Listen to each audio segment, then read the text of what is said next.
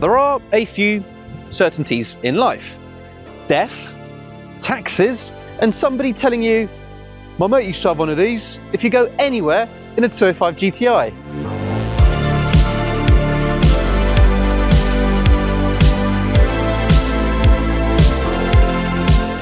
I can tell you straight away though that he definitely did not have one like this, because this is no ordinary 205 GTI. Dear viewers, let me introduce you to 205 GTI Tolman Edition.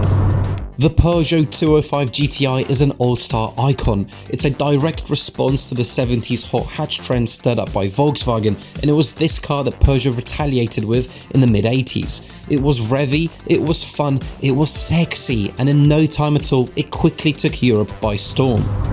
They proved particularly popular here in the UK. In the 90s, it seemed that everybody who had a driving licence either owned or drove one of these French machines, and that's largely down to the fact that they provided an authentic sporting experience at a great cost. The 205 GTI lets you use your brain and your muscles when you drive it. It picks up on road neons and has that vintage, small French car buzz. Winner winner, chicken dinner, right? Yeah. Although, how do I put this gracefully? Sometimes, as humans, you just want more of something.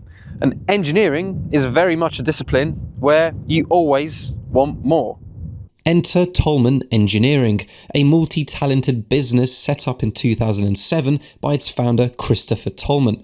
The main objective for Tolman is quite simple really, make drivers' cars better. Chris Tolman's history with motorsport is genuinely amazing.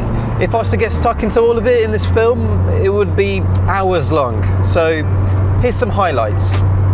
Before I was even born, Chris was tinkering with 205s and racing them in the stock hatch series before beginning a career as an engine technician at ProDrive. Here, Chris worked on the engines in the British Touring Car Championship Mondeo, and come the turn of the millennia, his handiwork helped to propel the now iconic 2000 ProDrive Mondeo to British Touring Car Championship victory. The decades following saw Chris continuing his deep dive into the world of motorsport, from working on WRC cars to track cars and endurance races, all while standing up his Tolman Motorsport business, with which he eventually entered the GT4 series with his own Ginetta G55. He won his first race there too, by the way. As time went on, Tolman Motorsport continued to develop as a business, earning more achievements and experience, all while keeping an eye on something that was always very close to Chris's heart. In 2021, it was time to focus on exactly that. And then you get the 205 GTI. Chris neatly falls into that bracket of car enthusiasts I mentioned earlier that fell absolutely smitten by these in their prime. In fact, Chris actually attended the press launch of the 205 GTI and clearly remained under its spell all the way up until the present day, because the main focus of Tolman Engineering is this, the 205 GTI Tolman Edition. The Tolman Edition 205 is, to use a broad term, a resto mod, but not in the traditional sense where you stick ugly headlights and oversized wheels onto an old car before painting it a disgusting colour. No, the Tolman GTI is done properly. For starters, you've probably already noticed this, but this car looks exactly the same as a standard 205 GTI, and to me, that is absolutely brilliant. Half the appeal of owning an old classic car is it looking like an old classic car. Its design quirks are a mark of its vintage, and the original 205 is a beautiful, chic vintage object oozing with charisma, hence why so many people are drawn to it. It has, however, had a slight altitude adjustment, which is our first sign of the Tolman blood running through its veins. This is just the tip of the iceberg of a whole host of performance-enhancing trickeries at play with the Tolman GTI. The regular suspension has been replaced with bits from Bilstein, which were then tinkered on in-house by Tolman. These are joined by a matching ecosystem of Tolman suspension components, from upgraded shift rods and bushes to thicker anti-roll bars. The list really does go on.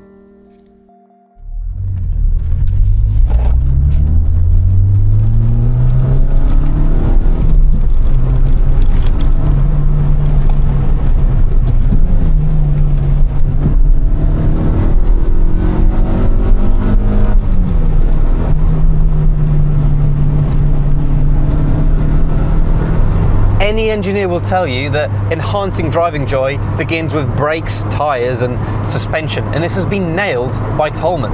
Getting this little pug to go where you want it to is incredibly easy. The steering is borderline telepathic and it's weighted perfectly. It's very light around town, but as soon as you get up to speed, it feels very fine. You can make very light maneuvers like this, and I reckon you can see the car is already pointing in the direction you want it to go.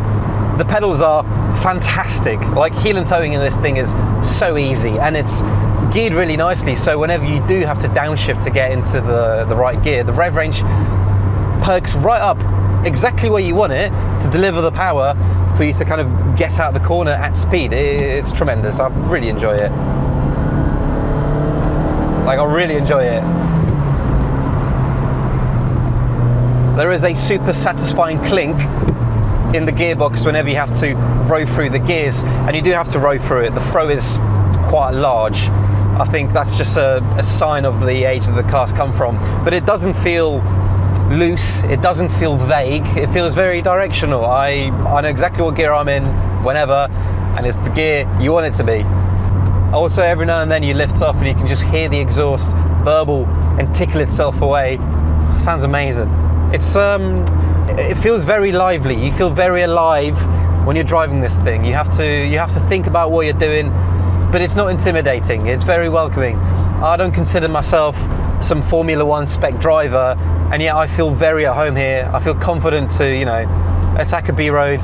Oh, also, because of the nature of this car, you're 99% of the time you're doing below the speed limit, so the fun is legal.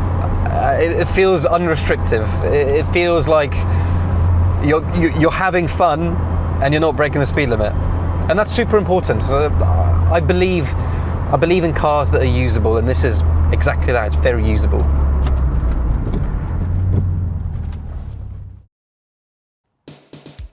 Of course, this car is a little more than just an exercise in refreshing the undercarriage of a car. And actually, when I say a little bit, I mean a lot more than that. Because each one of these Tolmans is essentially a brand new car. They begin life as a regular 205 GTI that you or I would find somewhere on the internet. You then buy the car and give it to Tolman, who strip it back down to bare metal and begin from scratch. As the customer and commissioner, you now essentially get to create your brand new 205 GTI. You can pick the colour of the exterior and the interior. You can pick the engine if you fancy the 1.6 or the 1.9. You can pick what wheels it comes on and generally how much mod goes into your Resto mod. You want touchscreen Apple CarPlay? You can have that. You want digital dials? You can have that too. Aircon? Sure thing. In fact, you actually have total freedom over how Tolman builds your car. You can paint it yellow if you fancy, and if you have terrible taste, you can also fit some ugly futuristic looking headlights. Which this car fortunately does not have, because this is Chris's actual car. This is chassis 000, the first Tolman GTI Chris ever built. I've always wanted to own one of those 205 GTIs, and now I get to drive the best one ever that belongs to the man who made it. So yeah, no pressure.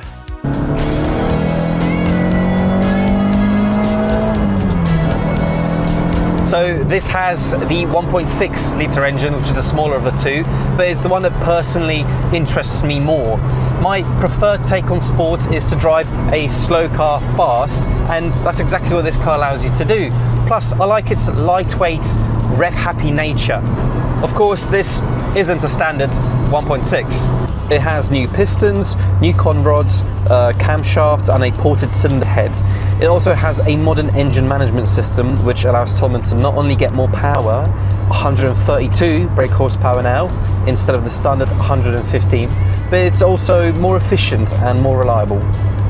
Getting into any old car always gives you that unmistakable excitement when you put the key in and go to turn it and think, will this actually start? However, thanks to Tolman's modern engine management system, it does, which is nice. All the old car perks without any other cons.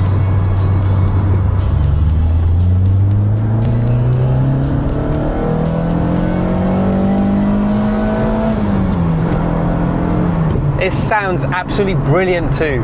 When I was doing my research on this thing, it was made very clear to me that Tolman wanted this to sound like an unmistakable 205 GTI, just a little bit better. And it does, it really does. These Tolman guys, they care about these things. In fact, rather than me telling you what Tolman does and doesn't care about, I figured now might be a good opportunity to have a chat with the boss himself.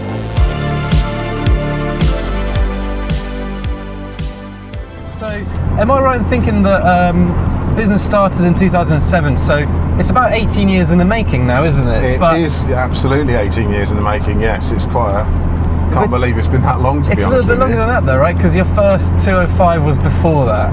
Oh God, yeah. I mean, I've been involved with cars forever. Mm-hmm. My father was a technician in a Peugeot dealership when I was born. Am I right in thinking you attended the press launch of this car?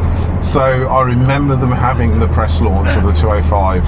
I don't think I could go because I was probably too young or wasn't allowed to be there. But I remember Dad doing overtime and getting it ready, and I remember that they had a T16 that was hawked around all the dealers as a press car, because the T16 was launched at the same time as the 205. That was the whole big thing, the whole saviour of Peugeot as a group. So then I had a picture of a T16 on my bedroom wall forever.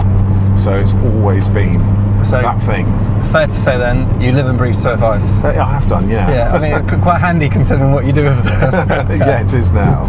But the first model you made, which is this car, the prototype. Yeah. And this is your personal car, right? Absolutely, yeah. Yeah. It was. Thanks for letting me try it.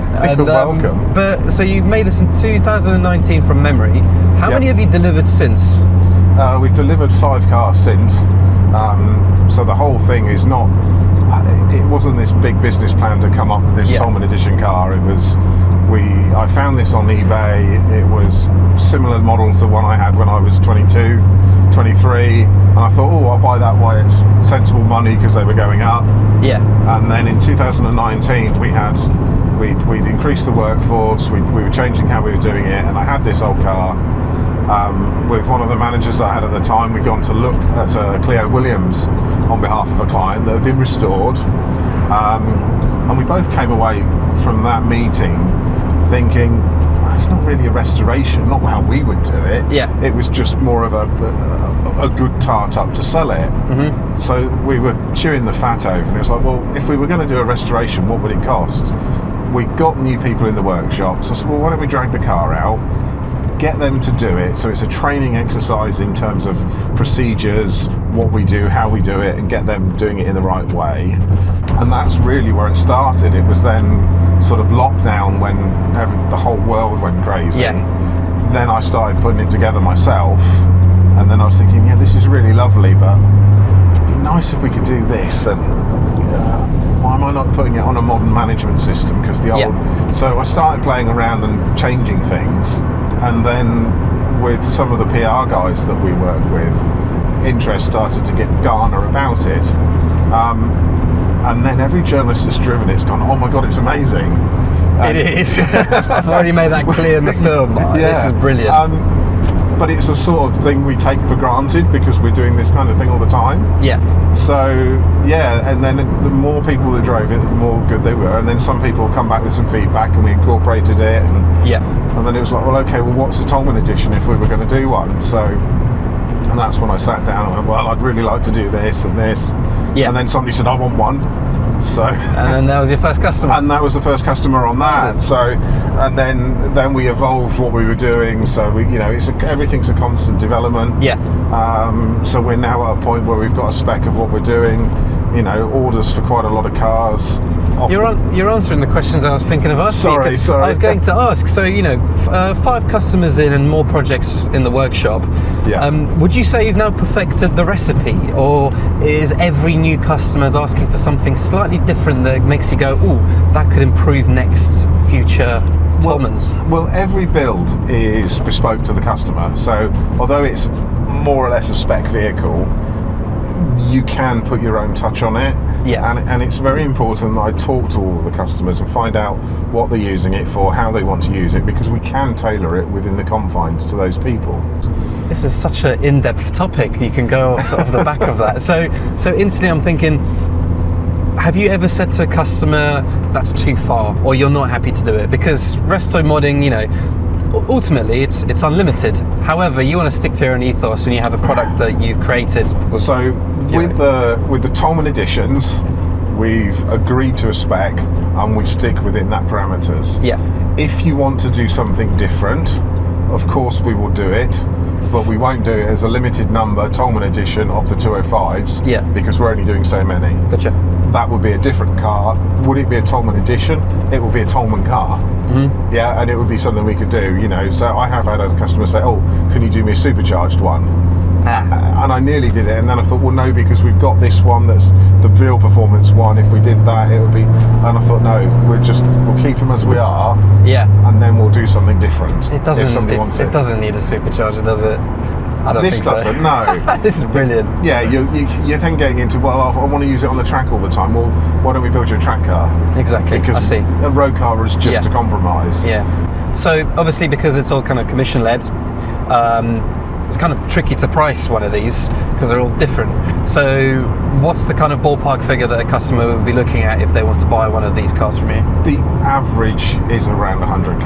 Mm-hmm. Obviously, in the last 2 to 3 years in the UK, our prices have gone through the roof with our operating costs, material costs, all those sorts of things. So unfortunately, there's only one way prices are going. Of course. But I don't think you have to justify the cost, though, in my opinion. I mean, easy for me to say, I'm the one sitting here driving it next to you, but there's a lot of more expensive stuff out there that's a lot worse. Yes. Yeah. Unfortunately, it doesn't matter what the badge is on the front. Yeah. It's the same amount of work. Of course. So, yeah, that could be anything. But it has led to us doing some amazing cars for other clients. Yeah. And that leads me on to my last question. What other cars can you see yourself putting an official Tolman stamp on the back of it? Because I know you tinker with loads of different models, that if you were to do another limited run in the same vein as this 205, where does your brain instantly go? I want to do one of them. If it was a limit, I don't know whether there's, I mean, I didn't think there was a market for a limited run of 205s. Yeah. Genuinely didn't. But here we are. Yeah. But what car? There must be one. I mean, for me, I would love to do a Mitsubishi Evo 6. Okay. Purely because of my background. The only problem with that is it's a really, really good car. Yeah. And it's almost 10 years plus, 15, 20 years plus on a 205 in terms of technology. Mm-hmm. So yeah, the Mitsubishi is just that bit newer, so it's really good. So making something that would be a big improvement is much more difficult, but that's not to say it's not worth doing, because it's an awesome car. So maybe that would, and with the background and the heritage, maybe that's something to do. Of course. That's an interesting crossover. I would have thought maybe you want to get stuck into other Peugeots. Well, hey, the heart wants what it wants, doesn't it? Watch this space. Excellent. Right, Chris, we'll cut back to the rest of it. Thank you for your time. Thanks for letting me try your car. You're welcome. Hope you enjoyed it. Oh, mate, great to meet you.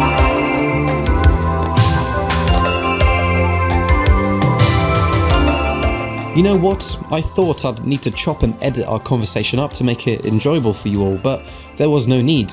Chris has clearly done his PR training, but more than that, he is genuinely passionate and engaged by what he does and the way his product works. All of that is testament to not just his career and achievements in motorsport, but the way this 205 GTI drives and makes you feel.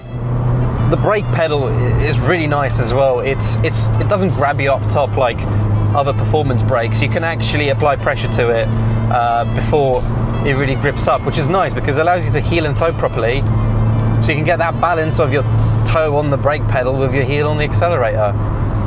Sometimes you stamp on the brakes and then you just get launched forward before you can even, apply pressure on the accelerator, which is not good. This is really nice. Really, really good. The suspension is set up really nicely too. It's cushioned while being stiff, so it's still comfortable but compliant, which is really hard to do with a small car. I find small cars with kind of aftermarket suspension tend to pogo stick about a little bit. They tend to be quite stiff, but in this thing, no, you don't get that at all. It's just really impressive, like really seriously impressive. I want one of these. I mean, I want a lot of cars, but this one specifically, this is really nice. When YouTube Coin, when Jeff Bezos gets in touch, I'll add one of these to my garage. I don't have a garage. I have My car lives on the street. I wouldn't park one of these on the street. These are way too nice. I feel like a very lucky guy to get a chance to chat to Chris and drive his nuggets of motoring history. A blast from the past, this, isn't it? Although, come to think about it, it's a little bit more than that now, isn't it? Because with Tolman's magical touches, it's not just the past, it's also very much the present. Thank you so much for watching. If you've enjoyed, feel free to check out our other videos on the right-hand side of your screen. If you want to support further on that, we have a web store full of t-shirts, stickers, hats, all sorts of goods for you to enjoy. candyshowroom.co.uk/shop. Thanks again, take care, and I'll see you in the next video.